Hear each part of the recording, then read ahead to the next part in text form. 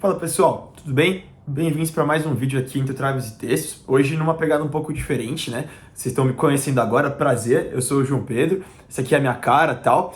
A gente ainda vai seguir fazendo vários vídeos dublando, vários vídeos diferentes, vários vídeos para falar do futebol fora das quatro linhas. Só que eu tava pensando e eu acho justo, quando eu for falar de futebol dentro do campo, eu tenho que botar minha cara para falar. Senão eu acho um pouco covarde, né? Se ficar só falando por dublagem e tal, com o desenho aí, que é minha foto de perfil, né? Então, acho bom eu também mostrar minha cara e mostrar minha desenvoltura para vocês verem o que vocês acham, se vocês preferem dublado, se vocês preferem com minha cara aqui, vão avisando, vão comentando, já se inscrevam no canal, se já sabem, se inscrevam, compartilhem, comentem aquela coisa de sempre, pessoal, não vou ficar enchendo o saco de vocês por isso, mas importa demais, viu? Então, por favor, façam isso, muito obrigado. Então, galera, hoje eu tô aqui para falar da coisa que eu mais torço na vida, que é a seleção brasileira. Eu torço mais para a seleção brasileira do que eu torço para o meu time. A seleção brasileira para mim é algo muito especial. E agora nessa semana de convocação, acho que como eu tô com o canal aqui, não poderia ficar de fora, né? Um vídeo fazendo a minha convocação para os jogos das eliminatórias contra o Chile e contra a Bolívia. Dois jogos até que simples para a seleção brasileira. A seleção brasileira é muito favorita, né? Eu acho que para dar um panorama geral aqui da seleção, eu acho que estamos no melhor momento do ciclo. Acho que esse é o melhor momento da seleção brasileira desde que o Tite saiu da seleção. Finalmente temos treinador e temos um treinador que é totalmente extra classe. Carlo Ancelotti ganhou as 5 maiores ligas europeias, maior campeão da história da Champions League como treinador. Carlo Ancelotti é um treinador muito, muito diferente. E eu acho que ele tem tudo para colocar o Brasil no seu devido lugar, que é voltar ao favoritismo, porque a gente tem time sim para isso, a gente não tem um time muito pior que o da Inglaterra, a gente não tem um time muito pior que o da Alemanha, da França, da Espanha, a gente tá no mesmo nível que essas seleções, as mais poderosas do mundo, e tá na hora da gente voltar a jogar como tal, né? Pelo menos eu acho. E galera, aqui também, antes da convocação, eu vou ser bem sincero com vocês, entre traves e textos aqui é sinceridade, eu tô com minha colinha aqui, eu vou ficar lendo o nome dos jogadores algumas horas pra conseguir explicar tudo pra vocês do jeito que eu quero. E bom, vamos lá, né? Antes de tudo, só passar por algumas notícias, né? Acho que Brasil e Chile, acho que é um jogo mais especial, o jogo mais importante, né, dessa rodada final das eliminatórias. É um jogo no Maracanã, o Carlo Ancelotti pediu para jogar no Maracanã, o Brasil jogando no Rio é sempre muito especial. Se alguém quiser me levar, aliás, aí, viu, pessoal? Tô aceitando o convite. E além disso também, eu acho legal falar que é um jogo diferente do segundo jogo dessa última rodada de eliminatórias, que é contra a Bolívia, né? Porque contra o Chile, o Brasil vai ter tempo e vai ter disponibilidade de mostrar seu futebol. Já contra a Bolívia, o jogo é em Eu Alto, o jogo é na altitude, né? Na cidade de Eu Alto. Ou seja, vai ser um jogo com certeza mais truncado, um jogo um pouco mais físico, um jogo mais cadenciado, né? Um jogo mais devagar, onde, sinceramente, vamos ficar felizes com o Brasil ganhando de 1-0, sabe, fechando a casinha, o que também é importante, mas não dá pra ficar cobrando intensidade e estilo de jogo em jogo de altitude, porque é algo totalmente diferente. Mas, bom, vamos começar? Vamos começar. Vamos começar, então, aqui pela minha convocação da seleção brasileira. Aqui tem um mini Messi, aqui tem um Neymar, né? São meus dois jogadores favoritos também. A gente vai melhorar essa decoração, tá, pessoal? Essa decoração vai ficar melhor já já, mas enquanto isso é o que temos por aqui. Então, bora começar a convocação. Antes de tudo também, a notícia falar também do Caio Mota, que é uma referência, o melhor jornalista cobrindo a seleção brasileira no mundo. Ele já disse que o Vinícius Júnior está fora da convocação, porque ele está suspenso contra o Chile, e o Carlo Ancelotti optou por não chamar ele também para o jogo contra a Bolívia. Acho uma decisão justa, acho uma decisão honesta, entendível, vai dar um tempo para descansar o jogador. No de Copa do Mundo, o calendário é longo, o Vinícius Júnior jogou os jogos do Mundial pelo Real Madrid, então é bom ele descansar também. Agora, é claro que se ele não tivesse suspenso, ele também estaria na minha lista e com certeza também na do Carlo Ancelotti. Bom, agora sim, de verdade, vamos começar. No gol, meus 3 goleiros dessa convocação são Alisson do Liverpool, Ederson do Manchester City, vai pro Galatasaray provavelmente, mas agora ainda tá no Manchester City, e o Fábio do Fluminense.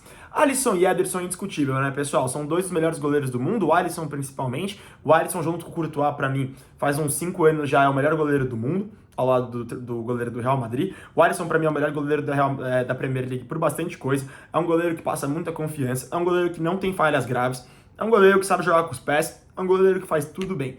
O Alisson é basicamente um goleiro perfeito.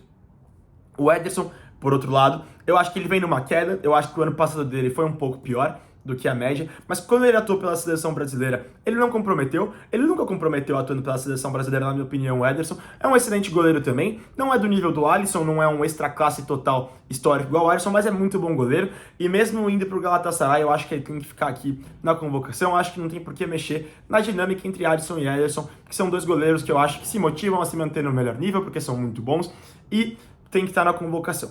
Agora o terceiro goleiro, que é o Fábio do Fluminense, que é a minha decisão talvez um pouco mais ousada, eu acho que essa decisão vem a partir da Copa do Mundo de Clubes, da atuação do Fábio, principalmente nos jogos contra o Al Hilal e contra a Inter de Milão. O Fábio fez, e contra o Borussia Dortmund também. O Fábio, para mim, foi o melhor goleiro da competição ao lado do Bono, do Al Hilal, e para mim ele foi até melhor que o Bono. Para mim ele realmente foi o melhor goleiro da competição. E isso só mostra que idade é só um número. Para mim, na seleção brasileira, quando você está fazendo uma convocação, você não tem que se importar com idade, tem que se importar com um momento. Claro que a idade pesa, ou a qualidade técnica pesa, mas o Fábio, ele prova ano após ano que a idade não é um problema para ele. E eu tenho certeza que ano que vem na Copa do Mundo, quando chegar em 2026, ele também vai estar jogando em alto nível. E, gente, de verdade, quem acompanha a Copa do Mundo de clubes sabe o nível e a qualidade do Fábio. É um goleiraço, é muito bom goleiro. Eu acho que merece sim estar na convocação. E a galera fala, né? O terceiro goleiro tem que ser um para pegar pênalti. Pô, eu acho difícil o Ancelotti tirar um goleiro para fazer uma substituição, tirar um goleiro para colocar um para pegar pênalti numa situação hipotética dessa. Para mim, o terceiro goleiro tem que ser um terceiro goleiro que dê trabalho pro segundo, que mostre pro Ederson que a vaga dele como segundo goleiro não está garantida e que se o Alisson machucar, quem pode assumir o lugar do gol talvez seja o Fábio. Então, para mim, esses são os três goleiros da minha convocação. Na lateral direita, vamos falar das laterais em geral, né? Da lateral direita e da lateral esquerda. Eu acho, observando o que o Ancelotti fez na última convocação e os times que ele gosta de jogar, o Ancelotti sempre tem um lateral que joga mais como um ponta, né, que vai ajudar no ataque, e um lateral que fica mais na função defensiva, mais ajudando como um terceiro zagueiro. E eu acho que na seleção brasileira, pela característica dos jogadores, a lateral direita vai ser a lateral onde você tem laterais mais ofensivos, e a lateral esquerda vai ser a lateral onde você tem quase uma espécie de terceiro zagueiro, um lateral mais defensivo. Então, por isso, na minha lateral direita, eu iria de Wanderson do Mônaco e Wesley. O Wanderson, para mim, sempre atuou bem, com consistência na seleção brasileira. Os últimos 2 jogos dele, onde a seleção já apresentou certa melhora, né, com o Carlo Ancelotti, ele foi muito bem. E o Wesley, ele jogou com o Dorival, né, e ele foi bem também. Eu acho que ele foi mal aproveitado, acho que ele deveria até ter jogado mais tempo, porque ele estava em muita alta no Flamengo naquele momento. Agora ele vai começar uma nova trajetória dele na carreira, que é pela Roma, mas eu acho que na lateral direita, eles são os dois, unanimamente, os melhores laterais do Brasil hoje, pelo menos hoje. Acho que tem nomes muito bons que ficaram de fora, o PH do Vasco ficou na minha cabeça, poderia ter sido chamado, por exemplo, né? Mas eu acho que o Wanderson e o Wesley merecem hoje a convocação. Na lateral esquerda, eu iria de Alexandre do Flamengo. Acho que é um jogador muito consistente, é um jogador que há anos não vai entregar na seleção brasileira, você sabe o que esperar dele. É claro, não é um lateral revolucionário, não é um Marcelo, não é um Roberto Carlos, claro que não, mas ninguém tá querendo que ele seja. A gente quer que ele seja um lateral consistente na defesa, e a galera esquece, mas ele machucou o Alexandre no início da Copa de 2022, no primeiro jogo dele, o jogo contra a Sérvia, se eu não me engano, né, que foi a estreia do Brasil. Meu amigo, que foi aquilo? Ele jogou muito, e eu acho que o Alexandre tem tudo para disputar mais uma Copa do Mundo. Eu acho que o movimento dele de vir para o Flamengo foi com essa intenção, e eu acho que é bem possível. E para mim, o outro lateral esquerdo seria o Beraldo, do Paris Saint-Germain. O Beraldo, que é um zagueiro de ofício, né, mas ele faz muitas vezes no Paris, no Saint-Germain, já fez no São Paulo, inclusive fez até na seleção brasileira também a função do lateral esquerdo. É um jogador que tem um poder na bola aérea, é um jogador que funciona muito bem como um terceiro zagueiro ali para sair jogando. Então, esses seriam os meus 4 laterais: Wanderson, Wesley, Alexandre e Beraldo. Agora, vamos para a zaga, né, para linha de defesa. Para mim, a zaga é o ponto mais forte da seleção brasileira. É o ponto onde eu acho que a gente tem mais jogadores buscando vaga. Acho que foi difícil para mim escolher entre 4, mas vamos lá. Para mim, os 4 zagueiros da seleção brasileira nessa convocação tem que ser Éder Militão, do Real Madrid, Marquinhos, do Paris Saint-Germain, Alexandre, do Lille e Gabriel Magalhães, do Arsenal.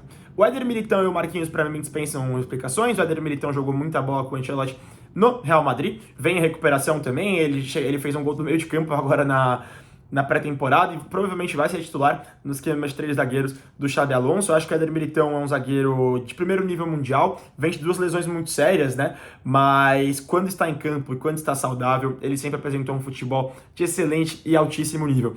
Assim como o Marquinhos, né? O Marquinhos, a galera pegava no pé dele, chamava ele de pipoqueiro e tal. Agora que ganhou a Champions, a gente vê que essas críticas não estão mais por aqui.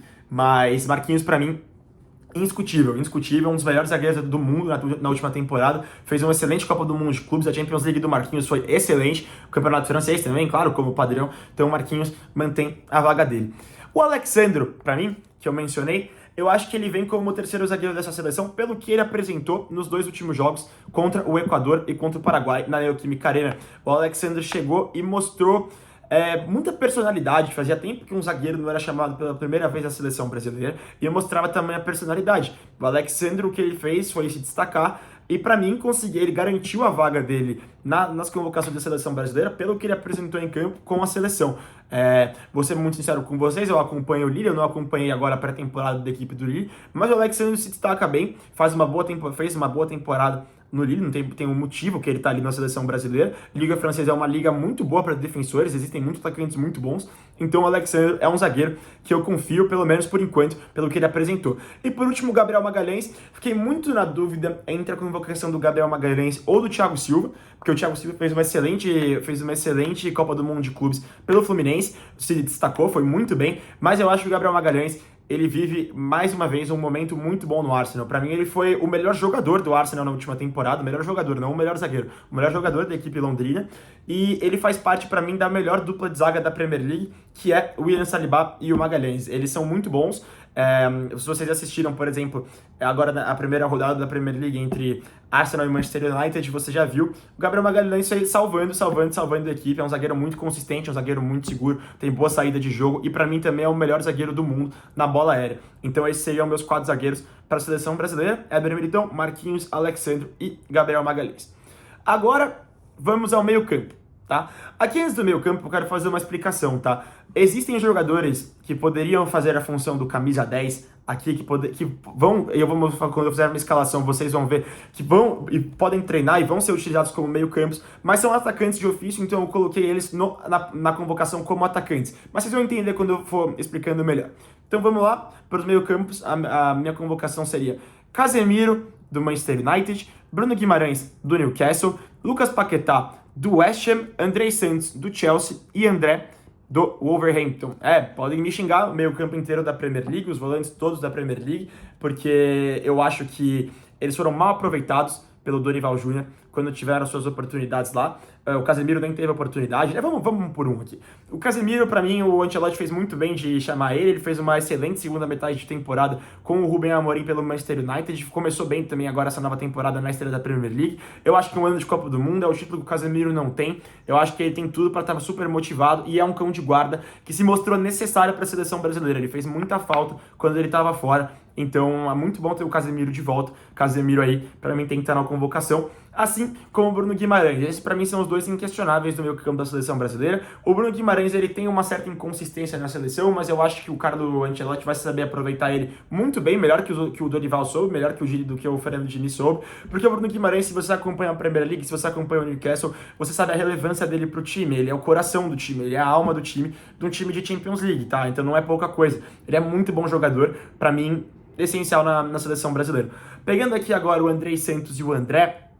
O Andrei Santos e o André, para mim, tem que fazer essa função de disputar a posição, o Andrei com o Bruno Guimarães e o André como cão de guarda do Casemiro. O Andrei fez uma excelente temporada no Strasbourg no ano passado, finalizou muito bem, fez uma boa Copa do Mundo de Clubes também. Ele não foi titular, mas sempre que ele entrou e foi exigido, foi muito bem. Ele é titular no jogo contra o Palmeiras, né, e ele doutrina no meio campo, vai muito bem mesmo, o Andrei. Com certeza vai ter mais espaço com a camisa do Chelsea nessa temporada, tanto que ele perdeu um gol agora na estreia do Chelsea contra o Crystal Palace, mas ele já entrou, tal, coisas que não vinham acontecendo, né? Então o Andrei vai ser mais importante esse ano, com certeza, assim. O Andrei, para quem acompanhava ele no Vasco uns anos atrás, antes dele ir para a Europa, todo mundo sabe o potencial dele. Ele sempre jogou na seleção de base, sempre foi capitão, um jogador com muito potencial, tanto que o Ancelotti sabe disso, chamou ele na primeira convocação, e eu acho que ele não sai da seleção agora, até no mínimo a Copa do Mundo.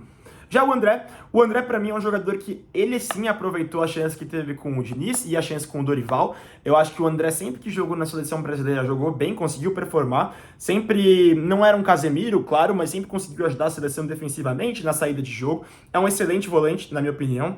Ele chegou no Wolverhampton no ano passado muito depressa, tudo mais, eu acho que as coisas foram muito corridas. Eu acho que esse ano ele ainda vai se destacar ainda mais, tendo feito a pré-temporada já na Inglaterra, e para mim, chamaria Andrei Santos e André ali também no meio campo. E por último, como eu disse, né, o Lucas Paquetá. O Paquetá, para mim, é uma questão mental. O Paquetá, para mim, ele sempre teve que estar na seleção brasileira, porque tecnicamente ele é um jogador muito diferenciado dos outros meio-campos da seleção. Entretanto, com a questão das apostas, do suposto envolvimento dele no esquema de apostas, antes dele ser inocentado agora, né? Claramente você conseguia perceber que o Paquetá não estava bem de cabeça e que o Paquetá precisava de um tempo para ser resolvido. E agora que isso foi resolvido, eu acho que ele tá com a cabeça livre para focar só no futebol, no ano de Copa do Mundo, e eu acho que ele tudo para reconquistar a vaga dele na seleção brasileira. Então, o Lucas Paquetá seria o meu meio-campo. Dois caras que ficaram de fora daqui, que para mim brigaram na posição aqui mais com o André e com o Paquetá, mas principalmente com o Paquetá, foram o Andreas Pereira e o Gerson. O Andreas Pereira, eu acho que tem que... O Andreas Pereira ele tem que se provar mais, na minha opinião. Eu acho que sempre que ele entrou na seleção brasileira, teve alguns jogos que ele jogou bem, alguns jogos que ele jogou mal, uma certa inconsistência. Eu acho que o Paquetá apresentou mais futebol com a camisa da seleção, mas eu acho que o Andreas, até o final do ciclo, até a Copa do Mundo, ele volta a vestir essa camisa, porque ele, nas últimas convocações, ele foi bem. Então eu acho que o Andreas fica de fora nessa, mas é um jogador para ficar de olho. Já o Gerson perdeu a oportunidade, né? O Gerson vinha sendo o capitão e titular do melhor time do Brasil, do líder do Campeonato Brasileiro, que é o Flamengo, mas optou por ir pro Zenit, para ir pra Rússia, e eu sei que você provavelmente, todo mundo, né, provavelmente não tá acompanhando o futebol russo, mas eu fiz a questão de estudar aqui o futebol do Gerson antes, né, depois, né, da transferência dele pro Zenit, e o Gerson não tá bem, ele ainda não conseguiu encontrar a sua maior qualidade, seu futebol na Rússia. Então, se um jogador tá mal no Zenit, olha, com todo respeito, eu não acho que tem como ser convocado. Eu não acho que tem como isso acontecer. Bom, agora vamos pro ataque, né? Agora a parte mais polêmica aqui do vídeo. Como eu disse, vai ter jogadores aqui que depois na escalação, quando a gente for fazer a escalação aqui, que provavelmente vão ser utilizados no meio. Jogadores que podem fazer a função do camisa 10. Então vou ler todos para vocês aqui. Não ler todos não, ataque vamos um por um. Vamos começar por dois atacantes aqui que eu acho que podem fazer a função do camisa 10. Um é o Matheus Cunha, né? O Matheus Cunha do Manchester United. Se você duvida da convocação dele, só veja os highlights da estreia da Premier League do Manchester United contra o Arsenal. Ele acabou não marcando gol, mas destruiu, jogou muita bola mesmo, assim, e ele joga muita bola, é um jogador muito técnico, né? Na última data FIFA, o Ancelotti já escalou ele como camisa 10, não como camisa 9, né, ele fazendo essa infiltração, essa troca, esse revezamento com o Vini Júnior, que jogou um pouco mais à frente, jogou meio como um falso 9 ali, e jogou muito bem. O Matheus Cunha, pra mim, foi o destaque da seleção brasileira nos últimos 2 jogos, na estreia do Mister, e pra mim o Matheus Cunha é um nome que tem que estar na convocação sem dúvida alguma. Além disso, temos, claro, Rafinha, né? Pra mim, o melhor jogador brasileiro do mundo hoje, pelo menos baseado na última temporada e no começo dessa que o Rafinha tá jogando. É um absurdo, é muito bom jogador. E iremos de Rodrigo, tá na hora do Rodrigo voltar pra seleção. A galera sempre fala muito o Ancelotti tem a missão de recuperar o Vinícius Júnior, né? E tem mesmo, claro. Mas pra mim ele também tem a missão e obrigação de recuperar o Rodrigo. O Rodrigo é um jogador, pra mim, de muito talento, mas que faz um tempo, não sei se por usar 10, não sei qual é o tipo de pressão, não sei o que aconteceu, mas ele não vem entregando na seleção. Acho que, na verdade, ele nunca entregou tanto assim também na seleção brasileira.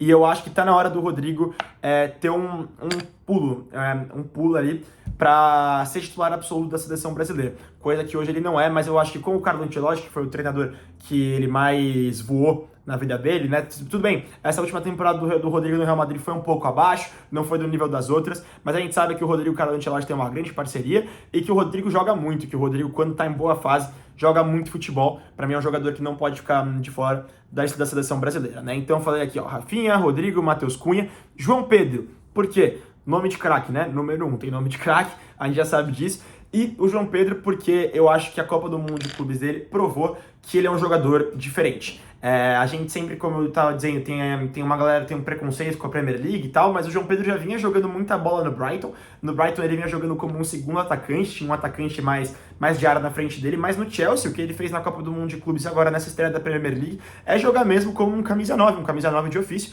E hoje, pra mim, pelo que ele apresentou no torneio da Copa de Clubes, ele é o nosso melhor camisa 9 e o 9 de ofício que eu gostaria de ter na seleção brasileira.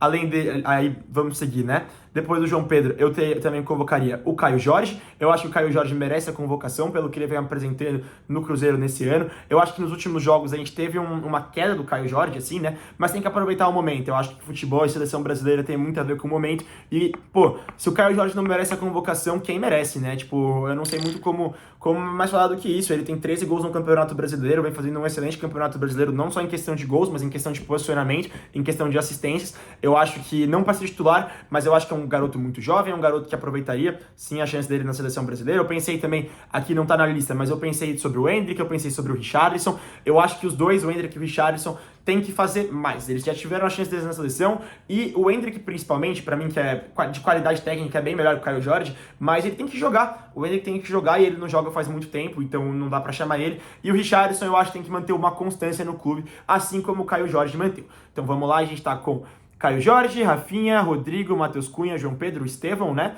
Não sei se eu falei do Estevão, mas o Estevão, pô, jogadorzaço, né? Todo mundo sabe a qualidade técnica dele. Ele sai do Palmeiras como um grande jogador. A temporada passada dele foi um negócio assustador, absurdo, assombroso. Muito bom jogador. Jogador de qualidade técnica diferente, um jogador diferente do nível da seleção brasileira, tá? Um jogador jovem que eu acho que já vai buscar posição de titular, ainda mais sem o Vini Júnior em campo. O Estevão é um jogador que chega no Chelsea e se você vê as declarações do treinador, do Enzo Maresca do Chelsea, se você viu a pré-temporada dele no Chelsea, se você viu até a estreia contra o Crystal Palace, você sabe que o Estevão é um jogador muito, muito diferente. E por último, agora, a hora que vocês me jogam tomate, burro, jogam tomate, chama de burro, é o seguinte: meu último jogador no ataque da seleção brasileira também pode fazer a função do camisa 10. E é ele, Neymar Júnior. O Neymar. Eu não acho que o Neymar fez por merecer na bola. Eu não acho que o Neymar vem se destacando no Campeonato Brasileiro como um craque, como um grande jogador diferente da média, como um jogador que é game changer total, absoluto. Não acho. Eu acho que o Neymar no Santos ele vem jogando bem, ele é o melhor jogador do time, mas ele é o melhor jogador de um time que tá brigando para não cair, né? Então fica difícil de analisar também, porque os companheiros do Neymar realmente também não são da melhor qualidade.